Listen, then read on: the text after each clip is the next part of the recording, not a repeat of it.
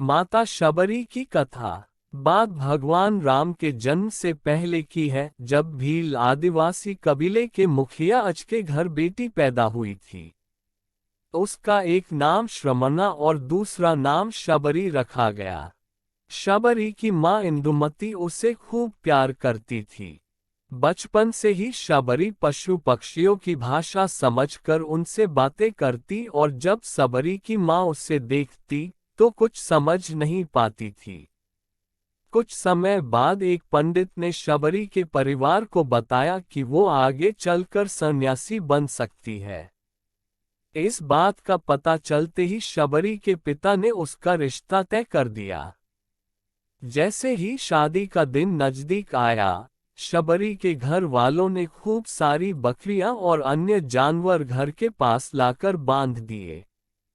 एक दिन शबरी का माँ जब उसके बाल बना रही थी तो उसने माँ से पूछा, इतने सारे जानवर हमारे घर क्यों लाए गए हैं? माँ ने जवाब दिया, बेटी तुम्हारा विवाह होने वाला है, इसलिए हम लोगों ने इनका इंतजाम बलि के लिए किया है। तुम्हारी शादी के दिन ही बलि प्रथा होगी और फिर इनसे स्वादिष्ट भोजन बनाकर सबको परोसा जाएगा। ये सब सुनकर शबरी दुखी हो गई।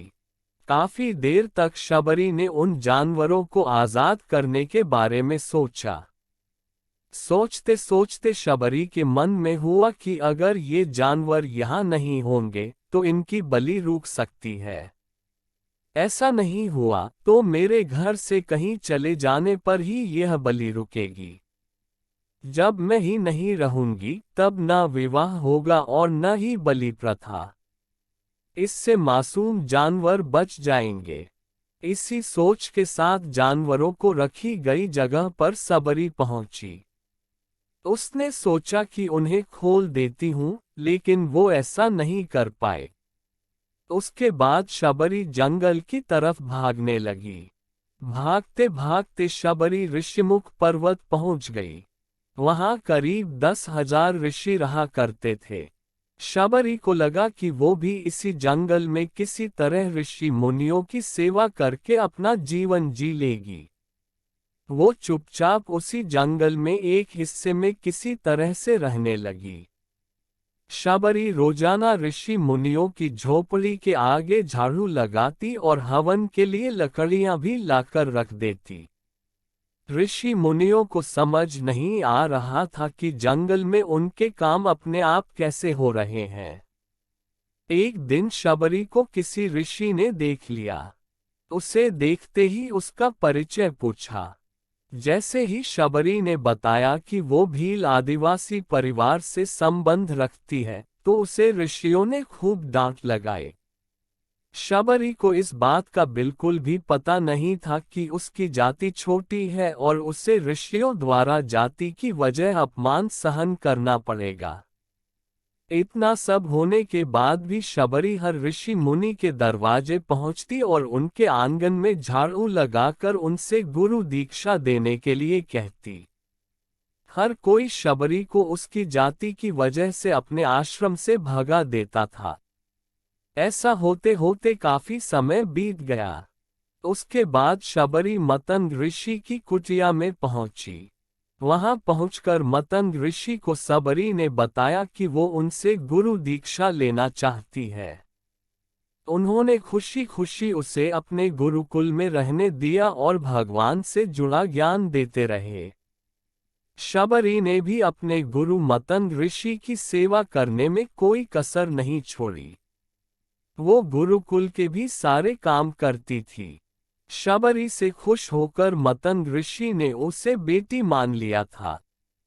समय के साथ मतंग ऋषि का शरीर बूढ़ा हो गया। उन्होंने एक दिन शबरी को अपने पास बुलाया और कहा, बेटी मैं अपना देह त्यागना चाह रहा हूँ। बहुत साल हो गए इस शरीर में रहते रहते। शबरी ने दुखी मन से कहा, आपके ही सहारे मैं इस जंगल में रह पाई हूँ। आप ही चले जाएंगे तो मैं जीकर क्या करूंगी? आप अपने संग मुझे भी ले जाए। मैं भी देह त्याग दूंगी।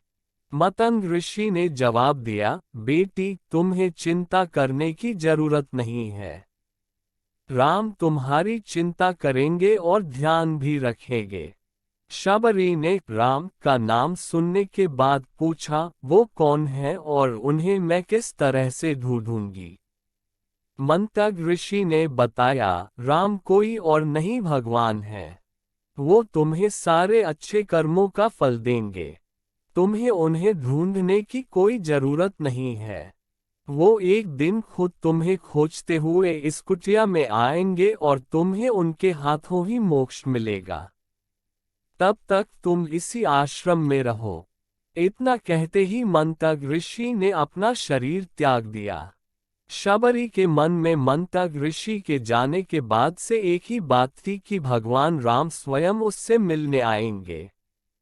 वो रोज भगवान राम से मिलने के लिए बाग से अच्छे अच्छे फूल लाकर पूरा आश्रम सजाती और भगवान के लिए बेर तोड़कर लाती। भगवान के लिए बेर चुनते हुए शबरी उन्हें चख लेती थी ताकि भगवान वो सिर्फ मीठे बेर ही दे।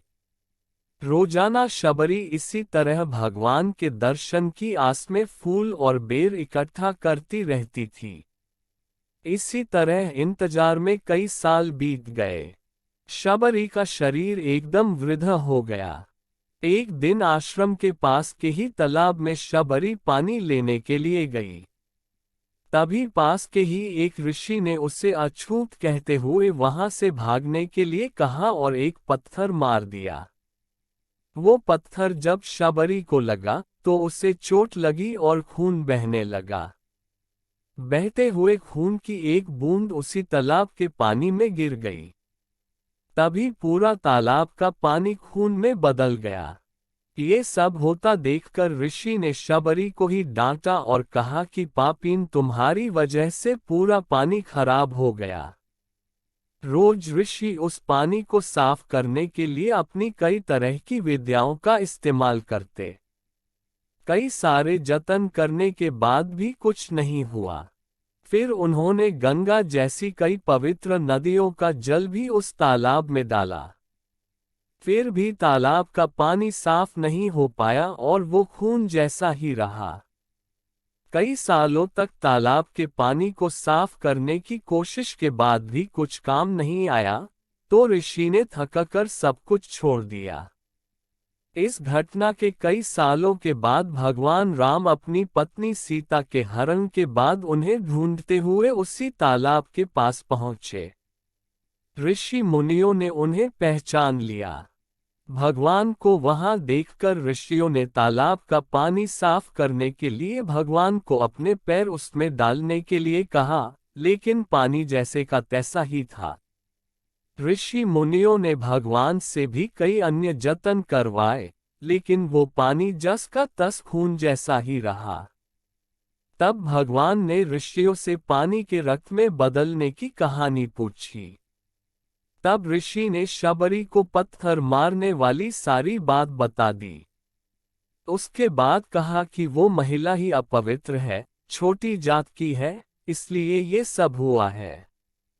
उसी वक्त भगवान राम ने कहा, ये सब आप लोगों के खराब वचनों से हुआ है। शबरी को इस तरह के शब्द बोलकर आप लोगों ने उसे नहीं बल्कि मेरे दिल को घायल किया है। इसी घायल दिल के रक्त का प्रतीक ये तालाब का लाल पानी है। आगे भगवान राम बोले, कहाँ है वो माई, मैं उनसे मिलना चाहता हूँ। तब तक शबरी उसी तालाब के पास पहुँच जाती है। इस दौरान शबरी के पैर को ठोकर लगती है और कुछ धूल उस तालाब में गिर जाती है। तभी सारा पानी साफ हो जाता है। भगवान सबसे कहते हैं कि देखिए, आप लोगों ने क्या कुछ नहीं किया, लेकिन पानी साफ नहीं हो पाया। अभी सिर्फ इनके पैर की थोड़ी सी धूल ने ही तालाब का पानी साफ कर दिया। भगवान राम को शबरी पहचान चुकी थी। उन्हें प्रणाम करके शबरी ने कहा, भगवान, आप मेरे साथ कुटिया में चलिए। भगवान भी खुशी खुशी शबरी के साथ चल पड़े। फूलों से शबरी ने भगवान राम का स्वागत किया। वो सीधे बेर तोड़ने के लिए भाग गईं और चक चक कर उनके लिए बेर लेकर आई। उन्होंने बड़े ही प्यार से भगवान राम और उनके भाई लक्ष्मण को बेर दिए। भगवान राम ने भी उतने ही प्यार से उन बेर को खाना शुरू किया।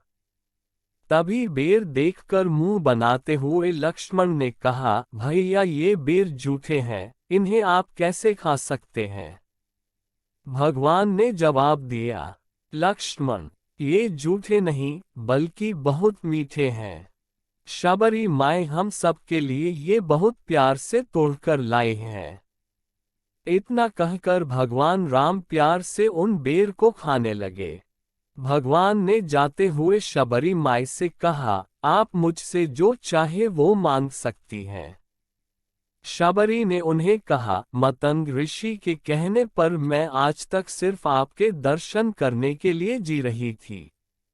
अब आप मुझे मोक्ष प्रदान कीजिए।